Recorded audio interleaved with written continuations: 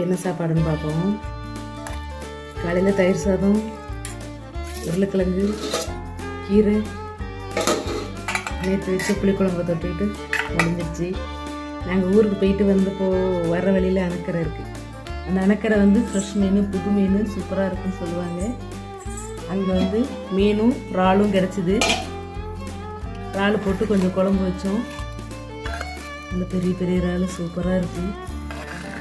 ஃப்ரெஷ்ஷாக அப்படியே ஆற்றுல பிடிச்சிட்டு அப்படியே போடுவாங்க. டேஸ்ட்டு அருமையாக இருக்கும். ஆற்று இறால், புது இறால். அது மாதிரி மீன் குழம்பு அப்படியே புதிச்சு கொட்டுறாங்க. அப்படியே துள்ளிக்கிட்டு இருந்தது. அதுமாரி வாங்கிட்டு வந்தோம். குழம்பு அதிகமாகிடும்னு மீனை நிறைய போட்டு குழம்பு கொஞ்சமாக வச்சுருக்குறோம். ஏன்னா குழம்பு நிறையா மீந்துச்சுன்னா நிறையா சாப்பிட்றதுக்கு தீர்றதுக்கு வேலை இல்லை. இறால் வறுத்து முடிஞ்சதுக்கப்புறம் தீர்ந்தது வீடியோ எடுக்கிறதுக்குள்ள.